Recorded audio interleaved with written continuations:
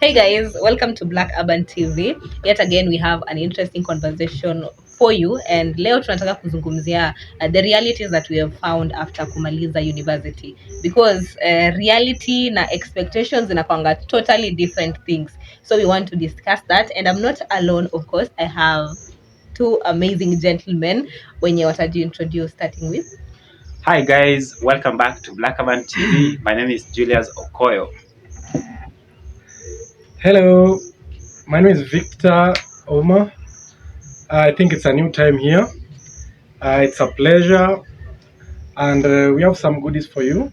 We want to discuss some topics, and we want to check ourselves against reality versus expectations. Yes, and I am Cheryl Omondi. So pia wewe ukiwa na zile expectations you had and the realities zilikugonga huku nje, tell us in the comment section down below. Share your experiences with us, and without wasting so much time. For me, the biggest expectation was you will get into the job market and start making money instantly because you have that degree. And kukuja huku nje, I found that it's a totally different thing, because kuna so many people. Mimi I'm working right now, but there are so many people when you truly graduate na wao and they're still home doing nothing. I don't know if like for you guys imekuwa the same thing, because I graduated last year. Sijui nyinyi mligraduate lini, but unaweza tuambia like for you guys, like how was it?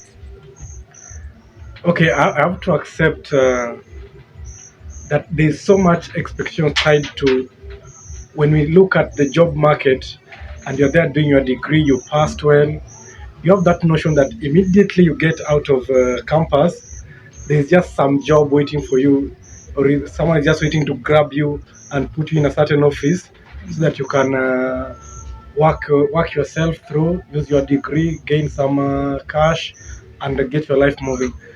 But reality is that that's not it. Because when you get outside here, you realize that actually there is some tarmacking, you have to do it. And on top of the tarmacking, you need networking for you to actually get into those lucrative jobs that you really want. So for me, I think it was a shocker on my side, because here I am. I graduated in 2021, and I had so much expectation, owing to the fact that you've done maybe a medical course and you are really sure it's going to pay back. At the same time, you're not sure how much you're going to get from this job. So on my side, I think it was just a checkpoint for me, that actually when it comes to after graduate life, it's never assured that you're going to get a job immediately.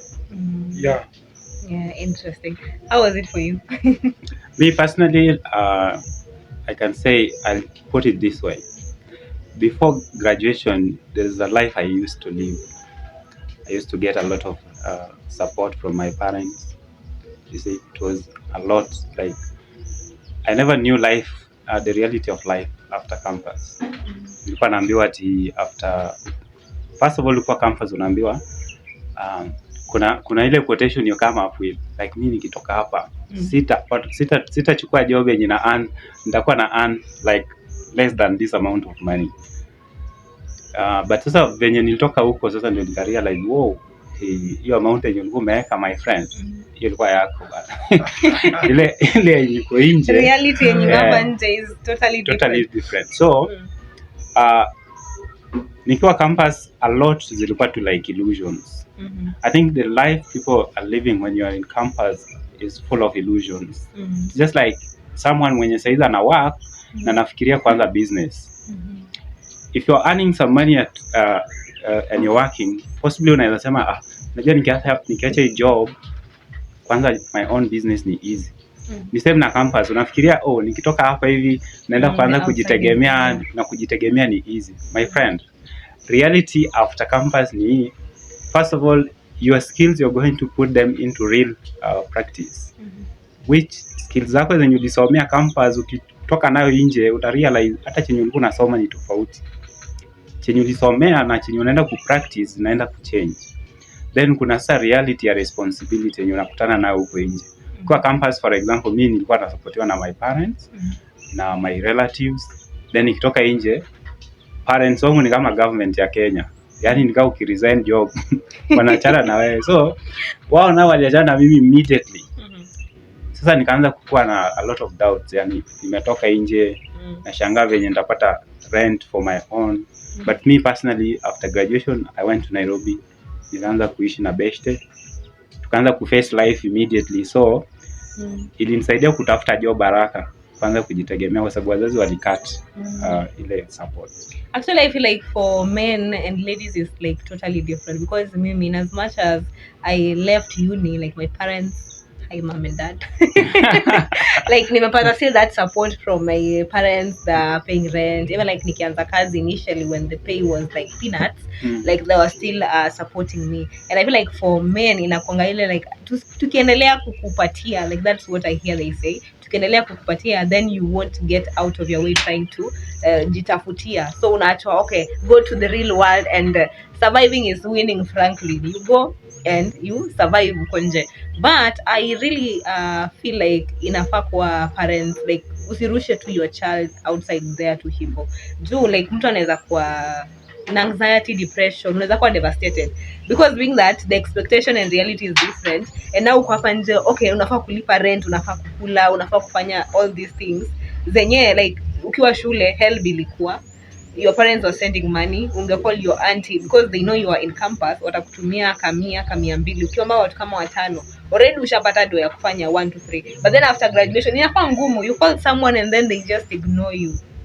Yeah, so I feel like wazazi huko nje, please msituachie tu like hivyo tu, like at least sometimes surprise your son or daughter, akule hata nyama, asiteseke asikuwa malnourished.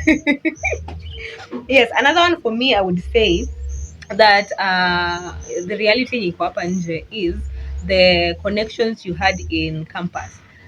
Chances are zinaweza didimia ni kwenda chini in Kiswahili. Ni kama kupumua. Okay, so Kiswahili is not my language, but hizo connections ama the friends you made in university, like lazima ukue very intentional trying to keep up with those friends, otherwise hizo relationships zitaenda tu hivyo, because someone amepata kazi Mandera, mtu amepata kazi Nairobi, mtu amerudi ushago, ameanza kulima, so unapata it's so difficult kukuwa na that connection. Mnaonana tu, umeona their status, umeona their Instagram, and then like there is no connection that you guys have. Being that mimi nili graduate last year, so I still have connections with some of my friends. It's difficult but si sana, but I don't know, like being that nyinyi mli graduate a bit earlier than me, like mko still na connections with the people you went to uni with. Okay, now before we get to the connection bit, I think we also have to accept that the kind of expression that we get or the kind of experience that we have in terms of pay when you get out of campus is just above what we get here. Because when in campus, I mean, when I was in campus, nilikuwa napanga maisha yangu, nasema now by this age I've got a car, I have a house, I have things going on for me. But now when you get out and you start, you might be surprised that you won't even get half of what you expected.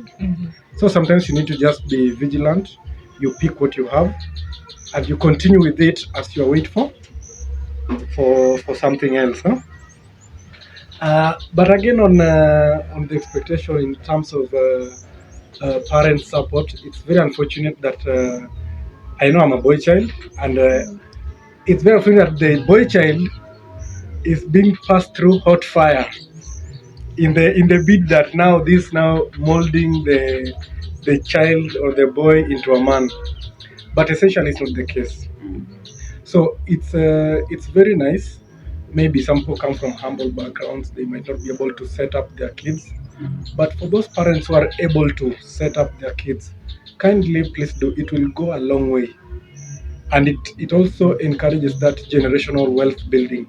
Because now your child doesn't have to start from ground zero. He's starting from somewhere. But you find that when immediately you just left school, I remember the time I left school, now the word my dad used was kijana we ni simba sasa. Welcome to the world. Karibu to the real world. So welcome. And one thing alisema, you know, 2 lions cannot stay in one den. So I think it's better you also look for Find your own den. So that as you row in that den, it's very nice. Yeah. Huh? So I also I do support, and I do pray that going forward there are some traditional or cultural beliefs that we can actually, yes, maybe they used to work in those earlier days, but right now things are changing, trends are changing. So setting up your kid, it's not a show of weakness on his side or a show of that you're pampering him, but it's just a way of setting him up for a better life. Yes, I think that's it.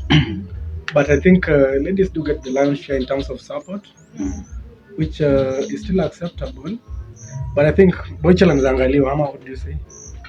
I think like I feel like the boy child pia wanafaa kupatiwa that okay, not ile sana ndio asijinini to like I know like most parents wanakuwa like I want you to be able to stand on your own.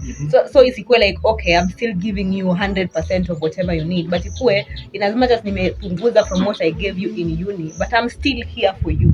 Isikuwe I cannot call my dad to send me money because at nilimaliza shule, you are going hungry and you cannot ask. Ikuwe like okay, if I'm in trouble I can still ask my parents in as much as I'm a girl, I'm a boy. Like isikuwe ati sasa when ni kijana we ajitafutie, you know, like it's very very hard and so unfair. I think culture yetu ndio iko na shida because you can imagine even right now a boy child haizi omba usaidizi tu kwa urahisi. That's why we see once maybe hata unaweza pata parents wengine bado wanataka kusaidia boy child maybe, but si percentage kubwa. But the moment anaachia mtoto aende kwa mfano aanze maisha Nairobi, unapata hata huyu mtoto anaogopa kuuliza mzazi wake usaidizi. Like ni rare, unapata boy child ni easy, anaweza kupigia mama yake simu ambie bana mimi niko broke nini, but ni ngumu apigie dad wake simu. So I think ni culture yetu ndio imetu mislead. Mimi naweza sema hivyo. Ili mislead pia wazazi wetu in a way that they think that the moment ushatoka ukaenda Nairobi wanafikiri ushajisort. Hajui kwamba unaenda kuanza life yenyewe. First of all hauku unajua. Then unaanza ku train yourself alone without the society yenye unakutana nayo. Alafu ukimention story na that society yenye ulikuwa na the community you had ile ya campus. You see what happens na let's say kama mimi chenye nimesomea, chances yao kupata job mjikuta hata mko wengi kwa one location iko very low. Like kama mimi mahali nafanya niko peke yangu. So in order for you to get another person mwenye amesomea the same thing, unapata either ayuko kwa hiyo environment yenye uko, ama ako let's say maybe the nearest ni Kisumu. So utapata course yenye ulifanya na hata dictate possibility ya nyinyi kujikuta mko close tena. Alafu sasa unajua of course kila mtu anaanza sasa family inakuja, watu wanakimbilia kutafuta family. So the moment hizo vitu zinakuja sasa dreams zenu zinaanza kwenda against each other na mnajikuta connection yenu inadidimia kabisa. Yeah. So because like ukiwa shule like ulikuwa unapata you have the same classes, maybe you kama ni you're partying the same place, like interests zenyu ziko the same, but then you find mtu ameenda akakuwa padri, mtu ameenda akakuwa ana work at different location, mtu ako na familia, mtu hana familia, so it gets but it's really tough. Like me, I'm looking at all the friends I made in uni, and kuna a day I wanted to like catch up with a friend of mine. So napata it's so difficult because time yenye mimi niko free, ayuko free. Yeye akiwa free, mimi siko free. Nikiwa in town, ayuko in town, ako in a different location. So napata like inakuwa back and forth. But also I feel like these connections we can still maintain them if you are intentional. Unasema like okay, let's do on Sunday, let's do a video call. Let's call each other, let's try to catch up. Tujaribu to catch up. In as much as we won't see each other physically, but we catch up once in a while. Si lazima ikuwe every week. But again, we have to accept that anything good is hard work. Yeah. So even with connection, if you actually want good connections, then you're going to be intentional about them. And you have to actually set aside time that you say that now today I'll be looking for Cheryl, today I'll be looking for Julius, and you have to put work into it if you actually want to build your networks. And again, I think maybe hatufai kuwa restricted that just your classmates. It can go overboard. It can be out of your age, out of your line of duty or line of work, but you have to be intentional about it, because right now people are very busy. I can tell that even maybe for you to get this time ya kukuja hapa, you had to forgo some things so that you are here, and that means you're intentional about this. So even for our connections and networking, you have to be very intentional, and you say, I want to connect with so and so, I want to have so and so in my network, and for that then I'll be doing this and this, and it will be over time, it will be reciprocated, because actually I'll not Cheryl wants to connect with me, Julius wants us to always connect after job, so I will reciprocate the same. So with intentionality, or being, you just chase it, and you work on it, I think it might work. Just last, me personally, just to add up, however much tunaweza work maybe to maintain our connectivity, based on our intentions, you should also understand that, you see, campus is just a foundation of your life. After campus, all of us have ambitions, and these ambitions, they keep on progressing. And since they keep on progressing, the chances, let's say for example, wewe last time maybe ulikuwa Nakuru, today you are here in Homa Bay.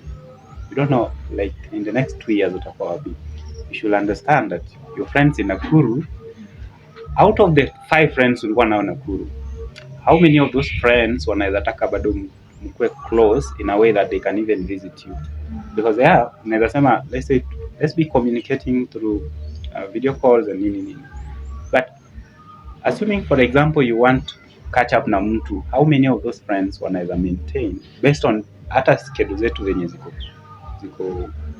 busy. So the fact that tuko na ambitions, unapata those ambitions zinaweza tubeba in a way that we can even forget our connection. So it loosens the connection we have. That's what I think. Yeah. Okay. But also I feel like kuna some relationships that you outgrow, and it's totally fine for you to outgrow some of your friends. Maybe in the next stage of your life, they are iko wakuje na wewe. So I feel like that is also something we need to consider. And another reality that me I've seen is this one is could be a positive and a negative at the same time. Kuna the excitement ama the fear of networking, because like once you're out of school, it's not about your papers only, it's unajua nani. And kuna those who take the unajua nani to be very negative, inakuwa like, oh, ni mzazi wake alimsaidia. But again, I've come to realize that networking is a very crucial aspect when it comes to getting into the job market, because kama haujui mtu ama mtu hajui you did this and this and that, ukiwa na any opening, there's no way they will recommend you, being that they don't know you. So nimekuja ku notice that networking by yourself too, si lazima ngoje your parents, your relatives waku connect with people. You just going to workshops, seminars, meeting people in your field, inakuwa very impactful in your career. Okay, hapo sana hiyo story na let's say kulikuwa na lies za campus, like your grades will determine how life will be outside. Yeah, that is another reality expectation. You can imagine how many people had, let's say, first class honors, but wametama huko nje. I think the truth is your grades ziko too important wakati kwenda kwa next level. Let's say maybe kutoa first year, kwenda second year, then ku graduate. I think that is the only part in grade yako iko important. But after hapo, sijai pata mahali unaenda interview, then mtu anaangalia your results slip, then anasema actually, hii nayo you have a first class kazi nimekupatia. The truth is, first of all, there are so many people when you're on a first class. Kwa hiyo tu same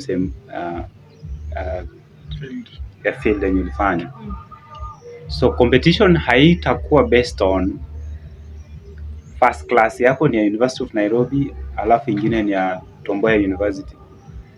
Itakuwa ni venye utaprovia this person outside here that your first class yako iko hata na value, sababu what's just a first class without any value? Like, it's just that paper inasema tuko na first class.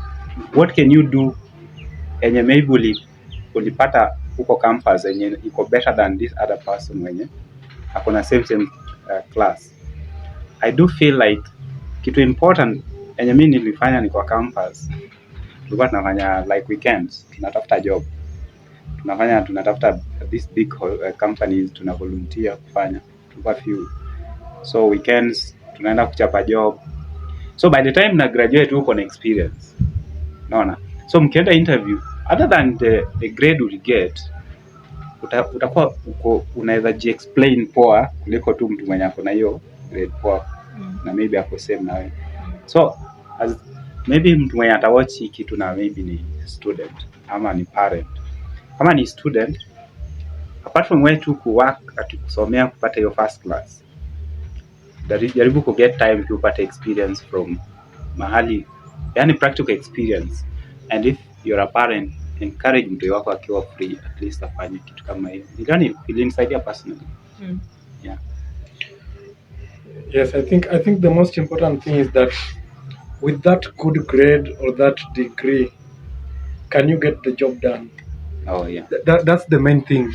All employers, they don't want to know how you're going to do that job. They just want, at the end of the day, they want to see that the job is done. Yeah. So, and apart from that job being done, you need more skills. Because now, we've spoken about expectations, about mtu akitoka campus anaexpect anaenda kupata job. But another expectation yenye watu wana expect is that you're actually going to work in that line yenye ulisomea, which it's very very, it's something tunaona huko nje, mtu amefanya biochem but anafanya another job, Ako kwa bank. Mtu amefanya Greeks yeye ni teller kwa bank. Yeah. So another expectation is that people do expect that sasa wewe umesomea bachelor or BCom, now tunaenda kupata kwa bank. Tunapata umechange roles, yule wa Greeks ako bank, wewe uko Greeks. The microbiology hapo kwa journalism anafanya hata kwa studio. So as you come out of campus, you also need to be open-minded. Yeah. In that you can pick anything, whether it's dirty, it's good, just pick it for that time being. Do something with it, build on yourself as you wait for the real deal that you perceive you should be in. Na unajua hata hiyo real deal huenda itaikuja. Hii tu yenye unafanya maybe like utakuwa umeanza kufanya will be paying you so good and you'll be passionate about it that you'll even forget you did education. I think flexibility is so very important as well. And being just like open to whatever comes. Just like with this economy, everyone is looking for how to survive. So sometimes you're like, okay, nimekuja sasa nishikilie hapo kwanza. I think flexibility and adaptability is something that no one will ask you about it, but it will go a long way in you fitting in any form of life, be it the work area, be it change of environment. As long as you're flexible and you're able to adapt very quick, then you're good to go. 100%. And another reality versus expectations versus reality is family pressure. Because okay, like for me, I haven't experienced it. Hopefully I won't experience it, but like I've talked to other people who graduated. Could have that pressure of my son, what are you doing next after this? My daughter, what is they want you to school, and they want you to be on the move, like okay, so utafute kazi, and sometimes maybe you just want to rest kidogo. You're like, okay, let me take just like even a month, even a week. Unapata mnapanga graduation but already you are being asked, are you applying for jobs? And you're like, hata sijapumua, ndo nimetoka shule, ndo nimeingia. That is also another thing that reality is different now. What you'd expect that maybe you utaachwa will make your own decisions, but sometimes kuna ile pressure inakuja nayo pia. I think that comes down to both family, friends plus yourself. Yes. Because when you leave campus, there's that expression in your family, there's the friends, and there's also yours. So you think that maybe there are these things you need to do so fast. Your family also perceive there are things that are more important that maybe to you they are not that important. Your friends also believe some things you need to maybe to do to them, or you need to achieve as now you have graduated. But the reality is that after campus, There is no timeline, my friend. There is no deadline for these things. You just take it slow to achieve or to reach where you want to go. But whenever, anytime you get yourself that you have a deadline on something, then trust me, when you fail to get to the deadline, you'll have disappointments. And so for you to avoid those disappointments, you have to accept that after graduating, as you're looking for that job, after trying to settle down and set up your life, there is no deadline on it. Just do your thing, pole pole, but in a correct manner. Yes. Also with that, I feel like we tend to compare ourselves a lot na our peers. So you find maybe you went to uni with your group of friends, some are classmates, and then you start to see maybe umeenda on their IG, you're seeing how ashaikuwa CEO, wewe bado hata kuna kazi umepata. Yani ukiangalia inakani kama you are behind, because I feel like kila mtu anakuanga na their own different outcome in life. Kuna mtu yeye alipata kazi before hata graduation ifike. Kuna mtu atakaa 2 years, kuna mtu yeye ataingia aanze business yake peke yake. Kuna mtu yeye atasema yenyewe mimi hata nichukue a different direction, nimeingia sports, you know. So I feel like that pia inachangia sana kujiwekea those pressures. Yes. And one thing, if you want to avoid pressures, learn to understand your background, where you come from. Everyone comes from a different background. So there's someone who is going to the university, already he has a job, but anatafuta ile certificate ndiye apate arudi anaendelea job yake. Now there's another person hata jui baada hajafigure out kitu anasomea kwa nini, anaisoma tu. Then there's that person pia anasoma, he has friends, he has networks, so akitoka he has 1 or 2 people he can give a call apate job. You will find that most people, when you want to set you up with jobs, even before they finish their courses, you'll find that these people, they come from well-off backgrounds, they have good networks. So you understanding your background is what will make you push and look for an equalizer so that you match that person, but in a better way that will not hurt you in terms of disappointments. Because when you try to match that person blindly, not knowing your background, maybe you are from a humble background, you are comparing yourself with the son of a CEO, of which maybe back amekuwa hiyo CEO maybe over 20 years. Now for you, you are one of a kind in your village, not even your family. In your village, you are a village hero. Now, you can't compare the two. You just choose your lane, and I will usually say that when you choose your lane, I saw something somewhere that when you choose your lane and walk on it, there's no traffic in your lane. Wow. That is wise wisdom. Words of wisdom. Yeah. Let me also add something. I think another problem we do have is from our own parents. You see, kwanza inakuanga tricky if one of your sibling alikuwa easy, yani alimaliza tu akapata job na ako successful at that point. So pressure inaanza kwa your own parents. They want to compare you to your sibling. Unapata pressure sasa, wanaanza wanaanza venye huyu saizi huyu ameshapata job, wewe kwani saizi mbona hujapata job ya? I feel like even though we are all equal before God we are equal, but under the sun we are not equal, my friend. Hata uko home, just like hata watu wenye ni twins, these people are not equal. Yeah. The opportunities are not also equal. The opportunity you get is not the same as opportunity that someone else will get. Because also time si same. Kuna time yenye vitu zilikuwa easy kupata, time yako maybe si same. Kama hii time yetu saizi, huwezi sema ati kila kitu ni venye ilikuwa like 3 years ago or 5 years ago. So I also feel like the most important thing kwa mtu ni ku understand kwamba yeye ni totally different person. Na venye tu umesema, you create your own path. Na just trust your path and be attentive to your path. Alafu jaribu ku avoid hizo pressures outside. Okay. And for me, I think my last one would be the expectation reality. Okay, this one is more of a reality where like ukimaliza university, like independence begins. Like unaanza to make your own decisions. Inaweza kuwa also overwhelming because you're like, ulikuwa umezoea maybe I'll ask my parents, or I'll ask somebody will tell me to do this, but now it's you making the decisions. What do you want to eat? It's you. Where do you want to live? It's you. What do you want to do? At the end of the day, the decision is you to make. So kuna hiyo independence that is there. which is a very good thing. You like you get to do your own things.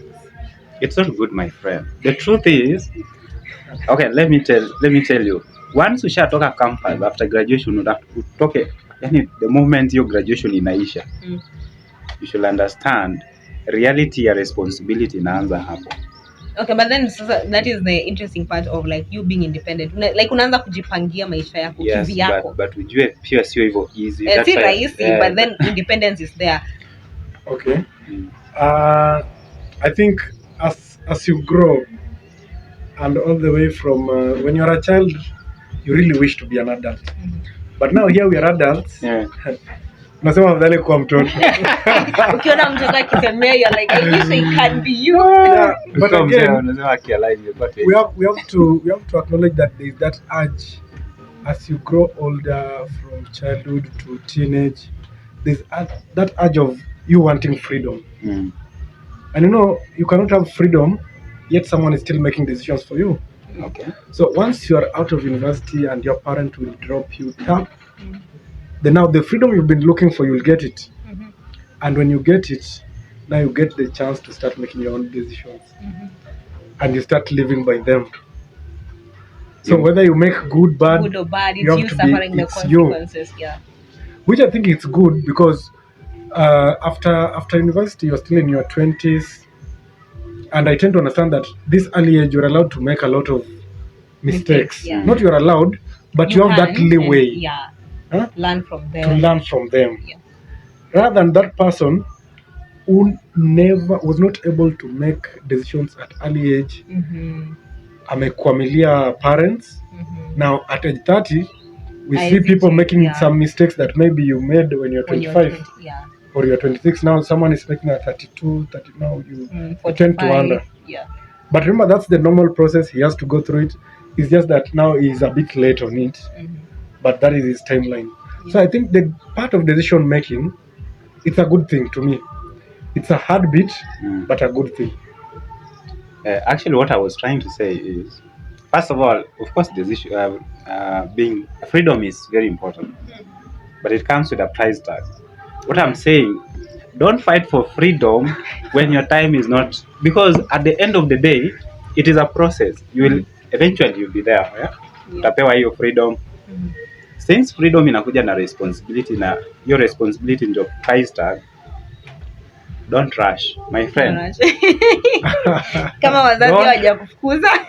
Kama kuna wazazi wenye wanataka kuenda nawe polepole, so that ifike time wanasema kijana, ifikia saa hizi sasa we see that you are ready for the world. Unajua kuna mtu saa hizi pia hapo high school. Anataka freedom. Yes. But hajajua hii price tag ya freedom venye na yeah. So let's trust time. Of course time kwa hii process itafika tu time where you'll be free to make your own choices. Yes. Yeah, I think for me that was my last one, and unless Julius and Victor, you have another reality expectations. No, just before we close on here, Cheryl, I think it's also good to note that for those who are still in campus, if you get a parent who is still able to hold you up, kindly just relax and get stability. Yes. Breathe, yeah. Don't rush into it.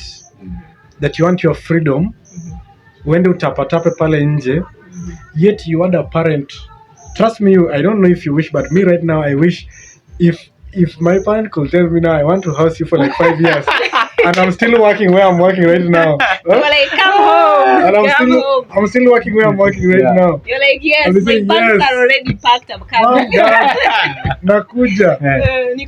Gata gari nilishapanda. Yes, because I know after that 5 years, the kind of stability I'll have in terms of financial, in terms of finances, that is, and even in terms of now grooming,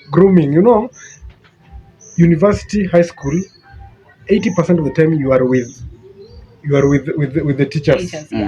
So parents just see you during the holiday and 20s. Now you get that parent ukikuja holiday ana try to correct, bado kuna daddy anasema nini ama mama anasema nini. But right now we have tested this, and now we wish now we could go back there.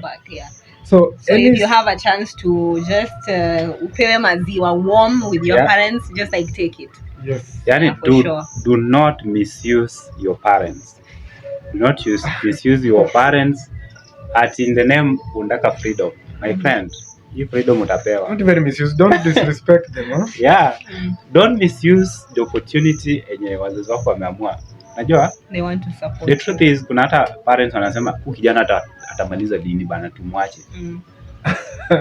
Then kuna ule kijana anasema like hawa wazazi wangeza niambia tu nikae kidogo. The truth is kuna parents wenyewe yani majority of parents wanatakia watoto wao mazuri. But sometimes watoto wanaanza pia kutaka freedom mapema. And it's because they don't know what to do. You see, like if you're on the other side of not feeling free in quotes, mtu anatakanga whatever is on the other side, because haujui like how that, you just imagine your side itakaa hivi, and then once you're out you're like kumbe ni hii ndo nilikuwa nataka sana hivi. But pia kuna parents wenye ni wabaya wanaweza kazia mtoto mpaka ana freedom completely. To an extent mpaka mtu anasema like hii prison ikishatoka tu nitasikia vizuri. Yeah. So it is very tricky, but just understand your parents. Then and yourself also. Yeah, of course. Yeah, understand yourself. I feel like that is the end for this week's episode. Pia nyinyi mnaweza mkatuambia the realities and expectations that you've seen after uni. Inaweza kuwa you malizad kitambo ama still you're in school and maybe you have some expectations, and kama debunk the expectations as they won't come when unafikiria, you can also tell us in the comment section. Don't forget to give this video a thumbs up and like it, share it with your friends. Until next time, bye. Bye. Bye.